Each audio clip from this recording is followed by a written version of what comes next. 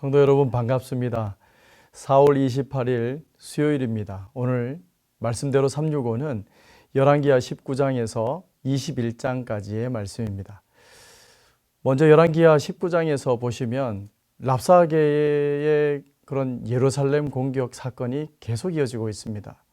랍사게의 말은 수사학적인 연설로 예루살렘의 백성들을 협박하고 회유하고 있는 상황에서 하나님께서 이제 가만히 계시면 그의 말이 사실인 것처럼 그들의 하나님을 무능한 하나님으로 오해하게 됩니다. 이런 사실을 신하들이 전달해 줍니다. 모든 사실을 알게 된 히스기야 왕은 아수르 왕의 서신을 받고 다시 기가 막혀 버렸습니다. 그러나 절망 가운데 주저하지 않고 이번에도 여전히 그랬던 것처럼 히스기야 왕은 여호와의 성전에 올라가서 그 치욕적인 편지를 하나님께서 보시라고 펴놓고 기도하기 시작합니다. 사내립이 하나님을 배반하고 조롱한 그 말을 하나님께서 이제 심판해 달라고 요청하는 것이지요. 사랑하는 성도 여러분, 힘든 역경 속에서 절망하기 전에 우리가 해야 할 한 가지는 히스기야 왕처럼 먼저 기도하는 것입니다. 가장 위태로울 때에 가장 위대하신 하나님이 드러날 때라는 것을 기억하시기를 바랍니다.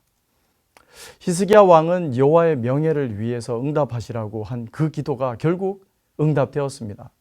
35절에 여호와의 사자가 18만 5천 명이라고 하는 대군을, 적군들을 그날 밤에 모두 진멸해 버립니다. 아수르 왕 사네립은 그들이 그토록 의지했던 신 앞에 경배하다가, 그들이 많은 우상 앞에, 신 앞에 예배하다가 모반을 당하게 죽게 되는 비참한 결과를 하나님께서 만들어 놓으신 것입니다. 이제 20장에서는 히스기야 왕이 병고침을 받는 사건인데, 사실 이 사건은 열왕기하 18장 또 19장에서 일어난 사네립의 침공 이전에 일어난 사건입니다.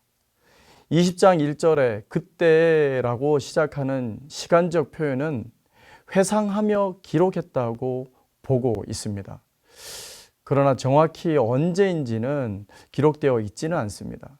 그래서 이전에 이 병고침 사건이 이후에 언급된 이런 아수르 침공의 힘든 상황을 히스기야가 이제 어떻게 신앙으로 잘 이겼는지 보여주고, 또 어떻게 여호와에 대한 확고한 신앙을 가질 수 있게 되었는지를 알려주는 것입니다. 다만 아쉬운 점은 하나님께서 히스기야의 병고침의 응답으로 15년을 더 살게 해주셨지만, 히스기야는 병이 나은 것을 축하하러 온 사절단과의 만남에서 하나님의 은혜를 잊고 교만에 빠져버립니다. 여러분 다 아시다시피 교만은 하나님께서 가장 싫어하시는 그런 죄악 중에 하나입니다. 성경에 나오는 모든 인물들이 교만에 빠지면 그 즉시 하나님께서 회초리를 든 것을 우리는 볼 수 있습니다. 열왕기하 21장에서는 이제 그의 아들 므낫세의 이야기입니다. 므낫세는 히스기야가 없애버린 산당과 우상들을 다시 세우고 악한 범죄를 행하고 하나님 앞에 악행을 저질렀음을 오늘 말씀은 묘사하고 있습니다. 하나님께서 이 모든 죄악에 진노하셔서 심판하리라 말씀하시고, 그가 죽고 그의 아들 아몬이 왕이 되지만 회개하지 않습니다. 동일한 악한 왕으로 하나님을 진노케 했습니다. 사랑하는 성도 여러분, 오늘 하루도 살아가실 때 우리가 하나님 아닌 다른 것에 용기를 얻고 기쁨을 얻는 게 있다면 내려놓고 하나님을 찾으시기를 바랍니다. 그것이 우상이라고 성경은 말하기 때문에 그렇습니다. 저와 여러분이 온전히 하나님을 통해 용기와 위로와 기쁨을 누리시기를 바랍니다. 이 말씀을 가지고 이제 위 목사님의 말씀으로 더욱 깊이 묵상하시기를 바랍니다.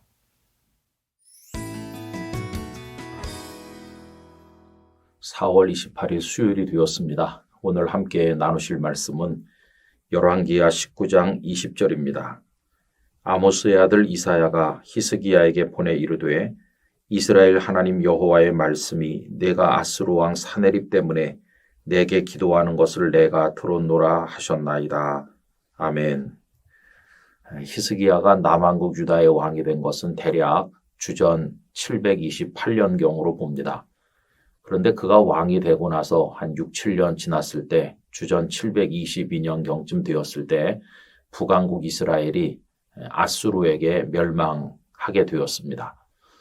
북왕국 이스라엘은 인구 숫자에 있어서나 영토 크기에 있어서 남왕국 유다보다 훨씬 컸는데 맥없이 아수르에게 멸망하는 것을 보고 히스기야를 비롯해서 남왕국 유다의 백성들은 큰 두려움에 빠졌을 것입니다. 히스기야는 나름대로 국가의 안위를 위해서 여러 방비 계획을 세우고 노력을 했습니다마는 몇 년 후에 아수르 왕 사네립이 대군을 몰고 쳐들어와서 예루살렘을 포위했고 그리고 하나님을 모독하고 왕을 조롱하는 그리고 백성들을 두려움에 떨게 만드는 편지를 보내서 위협을 하게 되었습니다. 여러분 정말 풍전등화의 위기가 되었고 나라가 무너져 내리는 어려운 상황을 맞이하게 된 것입니다.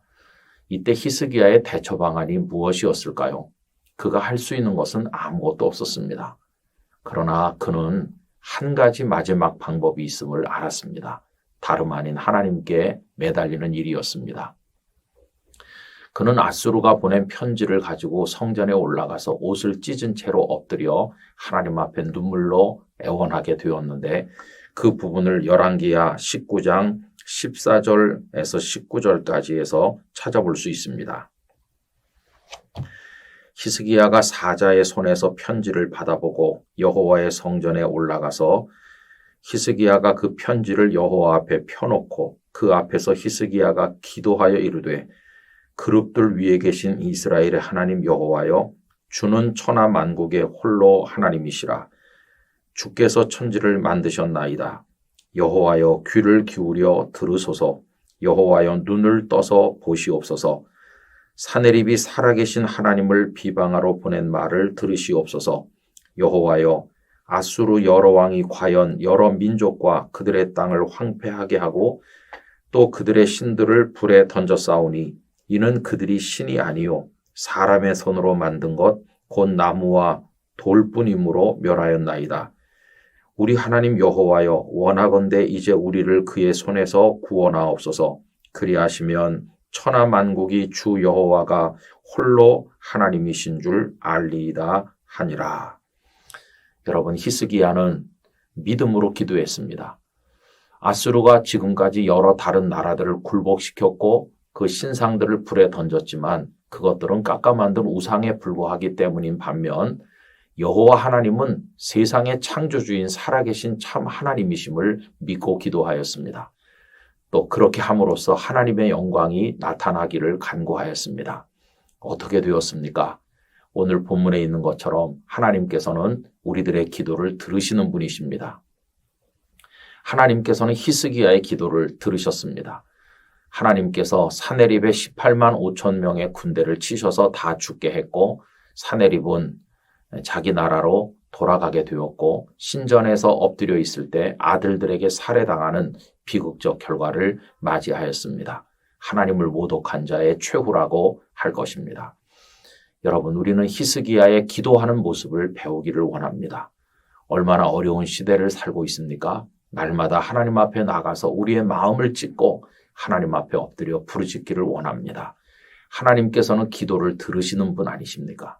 나중에 히스기야가 죽을 병에 걸렸을 때도 히스기야는 하나님 앞에 기도했고 15년의 수명을 연장받을 수가 있었습니다.